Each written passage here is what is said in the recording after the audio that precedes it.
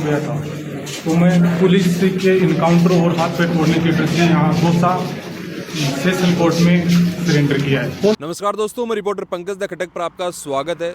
सेकावाटी के झुंझुनू के अंदर 12 तारीख को है एक बड़ी गैंगवार होती है। उसमें दो लोगों के आपस में है गैंगवार के अंदर है मौत हो जाती है। सुनील सुंडा और कृष्णकांत और वो गोलू की है, उस समय है मौत हो जाती है। बड़ी घटना 12 तारीख को है सेकावाटी में घटती है। उसके बाद जो पुलिस महकमा है, चाहे सीकर का हो, तमाम सेकावाटी झुंझुनू का है, वो अलर्ट मोड में आते हैं और जो इस गैंगवार के पीछे क्या कुछ वजह रहती है इसको खंगालने की कोशिश करते हैं। नाम आता है रविंद्र कंटेवा और श्रवण बादवासी, जो बादवासी गांव का रहने वाला था, और रविंद्र कंटेवा जो कि झुंझुनू के खिरोड़ गांव का रहने वाला था।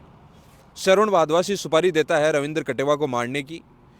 क्यों देता है ये सुपारी, क्या कुछ इसके वजह है, तो बताएं कि बादवासी गांव के अंदर श्रवण की जो भाभी है उसकी कोई बेशकीमती ज़मीन है, वो उसकी भाभी है रविंद्र कंटेवा की है, वो नाम कर देती है, उसका अटॉर्नी है जो रविंद्र कंटेवा को बना देती है। 30 करोड़ के आसपास की है वो बेशकीमती ज़मीन बताई जा रही है।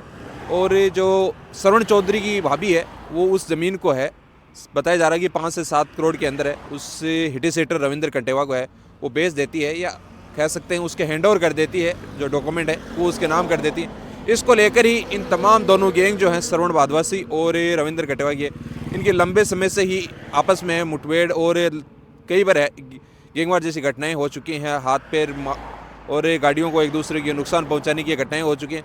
उस घटना के बाद श्रवण बादवासी है वो मौके से फरार हो जाता है। रविंद्र कंटेवा को हालांकि उसी वक्त है, क्योंकि वो घर पे मौजूद होता है जब रविंद्र कंटेवा को बदमाश जो हमलावर आते हैं उस समय उसको मारने के लिए आते हैं। रविंद्र कंटेवा बच जाता है कैसे कैसे तरीके से, लेकिन उसके दोस्त सुनील सुंडा की मौत हो जाती है और एक सामने वाले से पक्ष से उसकी मौत हो जाती है। हालांकि रविंद्र कंटेवा इस गैंगवार के अंदर बच जाता है, जिसकी सुपारी श्रवण बादवासी देता है। लेकिन श्रवण बादवासी है, इस घटना का पता चलता है कि रविंद्र कंटेवा बच चुका है। तुरंत मौका मिलते ही श्रवण बादवासी भी है 12 तारीख को ही वो फरार हो जाता है। उसके बाद प्रशासन उसके पीछे लगता है, कैसे कैसे उसको है कोशिश करता है कि उसको कैसे गिरफ्तार है वो किया जाए और जल्द से जल्द है, क्योंकि कोई बड़ी घटना सेकावाटी में फिर से न घट जाए, इसको लेकर है पुलिस पीछे लगती है। और कल एक ऐसी सूचना आती है कि श्रवण बादवासी है दौसा के सेशन कोर्ट के अंदर है, अपने आप को सुपुर्द कर देता है, कोर्ट के हवाले कर देता है, वो कोर्ट को सरेंडर कर देता है।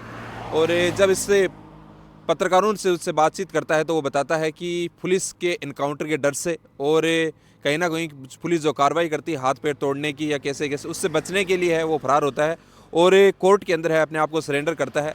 जो 50,000 का श्रवण बादवासी इनामी था झुंझुनू पुलिस के द्वारा कि कोई उसकी सूचना दे और उसको गिरफ्तार किया जाए, क्योंकि उस गैंगवार का मास्टरमाइंड जो था वो श्रवण बादवासी था। वो कल शाम के समय देर शाम सरेंडर करता है और अपने आप को कोर्ट के है सेशन न्यायालय के वो सुपुर्द कर देता है। उसके बाद दौसा की पुलिस है अलर्ट में आती है और पता चलता है कि ये झुंझुनू की उस गैंगवार में शामिल था, उसका मास्टरमाइंड था। पुलिस पहुंचती है मौके पर, उसको कब्जे में लेती है और अब जो कार्रवाई है अब वो झुंझुनू पुलिस को उसको सौंपने का काम करेगी। उसके बाद जो आगे कार्रवाई रहेगी वो झुंझुनू पुलिस है वो करेगी। लेकिन जो बड़ा बदमाश जिसका ऊपर 50,000 का इनाम था श्रवण बादवासी, वो पुलिस के एनकाउंटर से बचने के लिए है उसने अपने आप को है कोर्ट के समक्ष है पेश करता है और सुपुर्द कर देता है इस इनकाउंटर के डर से। तो ये एक बड़ी घटना उस गैंगवार से कहीं ना कहीं पुलिस एक लंबी कोशिश कर रही थी कि उस गैंगवार उस घटना का पूर्णतः पता लगाया जाए। उस श्रवण बादवासी जो 50,000 का इनाम घोषित किया था पुलिस ने, वो अब पुलिस की जकड़ में है। देखने को रहेगा कि क्या कुछ इस घटना के पीछे हुआ, क्योंकि ये बेशकीमती जो ज़मीन बताई जा रही है 30 करोड़ की, उसके पीछे की सारी ये घटनाक्रम है, उसको लेकर ही ये गैंगवार होती है। अब क्या कुछ झुंझुनू पुलिस आगे की कार्रवाई करेगी देखने को रहेगा। तब तक आप द खटक के साथ बने रहें।